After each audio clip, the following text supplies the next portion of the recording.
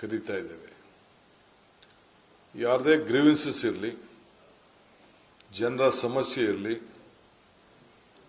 ಪ್ರತಿಭಟನೆ ಮಾಡೋರಿರಲಿ, ಅವರ ನೋವುಗಳನ್ನು ಹೇಳ್ಕೊಳ್ಳಿಕ್ಕೆ, ಅವರ ಸಮಸ್ಯೆಗಳನ್ನು ಬಗೆಹರಿಸಲಿಕ್ಕೆ ಸರ್ಕಾರದ ಆ ಇಲಾಖೆಗೆ ಸಂಬಂಧಪಟ್ಟಂತ ಅಧಿಕಾರಿಗಳಿಗೆ ಆ ವಿಚಾರಗಳನ್ನು ತಲುಪಲಿಕ್ಕೆ ಈ ಇಲಾಖೆ ಕೆಲಸ ಮಾಡ್ತದೆ. ಇಲಾಖೆಗೆ ಸೂಕ್ತವಾದಂಥ ಅಧಿಕಾರಿಗಳು ಕೂಡ, ಒಬ್ಬ IAS ಅಧಿಕಾರಿ ಕೂಡ ಇದಕ್ಕೆ ಅವರಿಗೆ ಸೆಕ್ರೆಟರಿಯಾಗಿ ನೇಮಕವನ್ನು ನಾವು ಮಾಡ್ತಾ ಇದ್ದೇವೆ. ಈ ತೀರ್ಮಾನವನ್ನು ಇವತ್ತು ನಾವು ತೆಗೆದುಕೊಂಡಿದ್ದೇವೆ.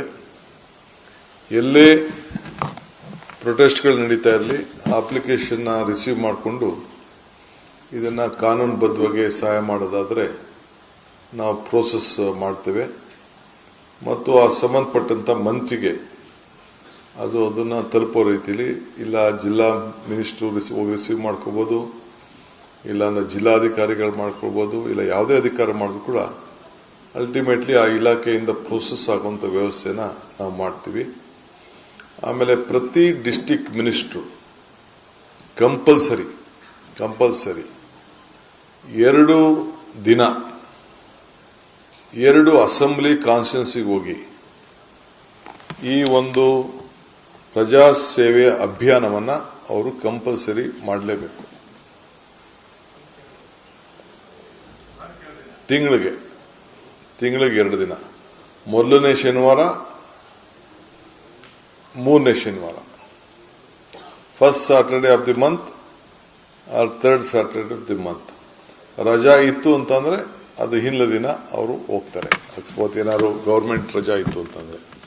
ಸೊ ಎಲ್ಲ ಮಂತ್ರಿಗಳು ಕೂಡ, ಆ ಶಾಸಕರು ಯಾರು ಆ ಜಿಲ್ಲೆ ಆ ಕ್ಷೇತ್ರದ ಶಾಸಕರು ಇರ್ತಾರೆ ಅವ್ರನ್ನ ಇಟ್ಕೊಂಡು ಸೊ ಅಲ್ಲಿ ಹೋಗಿ ಈ ಒಂದು ಜನರ ಸಮಸ್ಯೆಗಳನ್ನು ಸ್ಪಂದಿಸಲಿಕ್ಕೆ ಆ ಪ್ರಜಾ ಸೇವೆಯ ಅಭಿಯಾನವನ್ನು ಮಾಡ್ತಾರೆ. ಎಲ್ಲ ಇಲಾಖೆಯ ಕೌಂಟರ್ಗಳು ಕೂಡ ಅಲ್ಲಿ ಇರ್ತದೆ. ಆ ಜಿಲ್ಲೆಗೆ ಸಂಬಂಧಪಟ್ಟಂತ ಎಲ್ಲ ಅಧಿಕಾರಿಗಳು ಕೂಡ ಅಲ್ಲಿರಬೇಕು.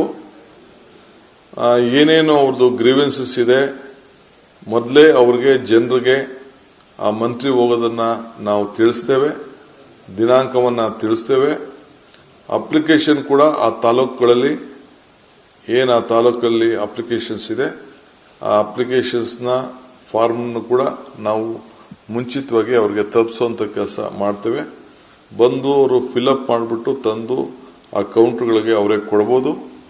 ಅದನ್ನು ಯಾವ ರೀತಿ ಮಂತ್ರಿಗಳಿಗೂ ಕೊಡ್ಬೋದು, ಶಾಸಕರಿಗೂ ಕೊಡ್ಬೋದು, ಆ ವ್ಯವಸ್ಥೆ ಕೂಡ ನಾವು ಮಾಡ್ತೇವೆ. ಆದಷ್ಟು ಜನ ಬೆಂಗಳೂರು ಬಂದು ಇಲ್ಲಿ ಬಂದು ಕಾಯ್ಕೊಂಡಿದ್ದು ಕೊಡೋದ್ ಬದಲು, ಅವ್ರ ಸಮಸ್ಯೆಗಳನ್ನ ಹೇಳ್ಕೊಳ್ಳೋದ್ ಬದಲು ಸರ್ಕಾರನೇ ಅವ್ರ ಮನೆ ಬಾಗಿಲಿಗೆ ಹೋಗ್ಬೇಕು. ನಮ್ಮ ಉದ್ದೇಶ ಎಲ್ಲ ಡಿಸ್ಟ್ರಿಕ್ಟ್ ಮಿನಿಸ್ಟರ್ ಕಂಪಲ್ಸರಿ ತಿಂಗಳಿಗೆ 2 ದಿನ ಪ್ರತಿ ವಿಧಾನಸಭಾ ಕ್ಷೇತ್ರನೂ ಅವರು ಅವ್ರ ಜಿಲ್ಲೆಗೆ ಏನು ವಹಿಸಿರ್ತೀವಿ ಅವರು ಕಂಪಲ್ಸರಿ ಅವ್ರು ಹೋಗ್ಲೇಬೇಕಾಗ್ತದೆ. ನಾನು ಕೆಲವು ತಾಲೂಕುಗಳಿಗೆ ಆ ರೀತಿ ಪ್ರವಾಸವನ್ನು ಕೂಡ ನಾನು ಕೂಡ ಒಂದೊಂದು ದಿನ ಮಧ್ಯದಲ್ಲಿ ನಾನು ಮಾಡ್ತೇನೆ. This is number 1.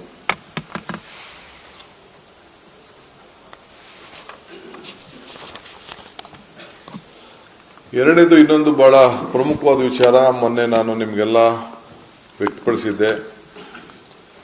Privatisation of power ಬಗ್ಗೆ, ಒಂದು ದೊಡ್ಡ ಪ್ಯಾರಲಲ್ ಡಿಸ್ಟ್ರಿಬ್ಯೂಷನ್ ಬಗ್ಗೆ ಈಗಾಗಲೇ ಟಾಟಾ ಅವರು ಅರ್ಜಿ ಹಾಕೊಂಡಿದ್ದಾರೆ. ಸೊ ನಾಳೆ KRC ಅವರು ಫೈನಲ್ ಕರೆದುಕೊಂಡಿದ್ದಾರೆ ಏನು ಡಿಸಿಷನ್ ತಗೋಬೇಕು ಅಂತ. ಬಟ್ ನಾನು ಎಲ್ಲ ಎಸ್ಕಾಮ್ಸ್ಗೆ ಸರ್ಕಾರದ ವತಿಯಿಂದ ನಾನು ಅವ್ರಿಗೆ ಹೇಳಿದ್ದೇನೆ, ನಿಮ್ಮ ಅಬ್ಜೆಕ್ಷನ್ ಅನ್ನ ಕಂಪ್ಲೀಟ್ ನೀವು ಹಾಕಬೇಕು, ಸರ್ಕಾರ ಸಮ್ಮತಿ ಮಾಡಲಿಕ್ಕೆ ಆಗುವುದಿಲ್ಲ ಅನ್ನೋದನ್ನ ನೀವು ನಿಮ್ಮ ಎಸ್ಕಾಮ್ಸ್ ಅವರು ನೀವು ತಿಳಿಸಬೇಕು ಅಂತೇಳಿ ಅವ್ರಿಗೆ ಹೇಳಿದ್ದೇನೆ. ಹಿಂದೆ ಬಿಜೆಪಿ ಸರ್ಕಾರದತ್ತ ಇದ್ದಂಥ ಸಂದರ್ಭದಲ್ಲಿ ಬಹಳ ಹಿಂದೆ ಇದಕ್ಕೆ ಲೈಸೆನ್ಸ್ ಹಾಕೊಳ್ಳಿಕ್ಕೆ ಒಂದು ಅವಕಾಶವನ್ನು ಕೊಟ್ಟಿತ್ತು. ಆ ಪ್ರಕಾರ ಅವರು ಹಾಕಿದ್ದಾರೆ. ಸರ್ಕಾರದ ಅಭಿಪ್ರಾಯನ ನಾವೆಲ್ಲ ಎಸ್ಕಾಮ್ಸ್ಗೆ ತಿಳಿಸಿದ್ದೇವೆ. KRC ಅವರು ನಾಳೆ, ಐ ಥಿಂಕ್ ನಾಳೆನೋ ನಾಳಿದ್ದೋ ಏನೋ ಇದೆ, ಅವರು ತೀರ್ಮಾನವನ್ನು ಅವ್ರು ಏನು ಬೇಕೋ ಅವ್ರಿಗೆ ಬಿಟ್ಟಿದ್ದೇನೆ. ಬಟ್ ನಮ್ಮ ಸರ್ಕಾರದ ಒಪಿನಿಯನ್ ನಮ್ಮ ಇಸ್ಕಾಮ್ಸ್ ಯಾರಿಗೆ ಅವರು ಅಪ್ಲಿಕೇಶನ್ ಹಾಕ್ಕೊಟ್ಟಿದ್ದಾರೆ ಅವ್ರಿಗೆ ಏನು ಒಪಿನಿಯನ್, ನಮ್ಮ ಸರ್ಕಾರದ ಒಪಿನಿಯನ್ ನಾನು ತಿಳಿಸಿದ್ದೇನೆ.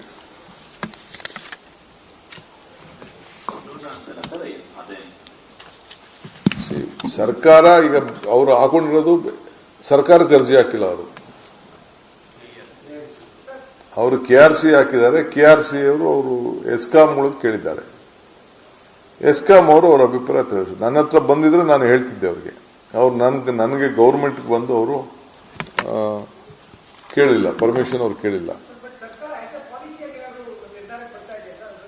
ಪ್ಯಾರಲಲ್ ಡಿಸ್ಟ್ರಿಬ್ಯೂಷನ್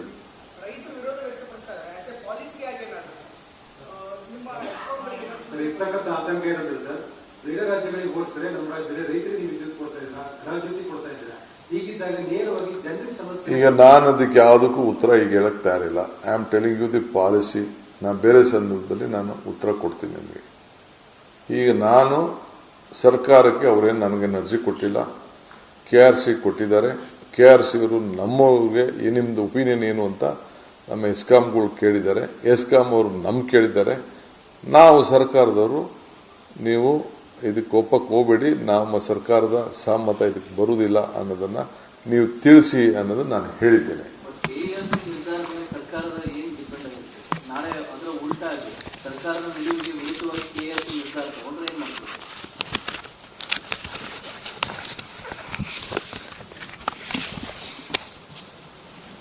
ಓಕೆ, ಆಮೇಲೆ OCCC ಸಂಬಂಧಪಟ್ಟಂತೆ ಸುಪ್ರೀಂ ಕೋರ್ಟ್ ಜಡ್ಜ್ಮೆಂಟ್ ಇದ್ದದ್ದು ತಮಗೆಲ್ಲ ಗೊತ್ತಿತ್ತು. 60-40 ಪ್ಲಸ್ 20% ಅಪ್ ಅಂಡ್ ಡೌನ್ ಅದಕ್ಕೆ ಪರ್ಮಿಷನ್ ಕೊಟ್ಟಿತ್ತು. ಬಹಳ ಹಳ್ಳಿಗಳಿಂದ ಮತ್ತೊಂದಿಂದ ಕೆಲವರಿಗೆಲ್ಲ ಬಹಳ ರಿಕ್ವೆಸ್ಟ್ ಇತ್ತು, ಅವ್ರಿಗೆಲ್ಲ ಎಕ್ಸೆಂಪ್ಟ್ ಮಾಡಬೇಕು ಅಲ್ಲಿವರೆಗೂ ಅಂತೇಳಿ. ರೆಸಿಡೆನ್ಷಿಯಲ್ಗೆಲ್ಲ ಬಹಳ ಒತ್ತಡ ಇತ್ತು.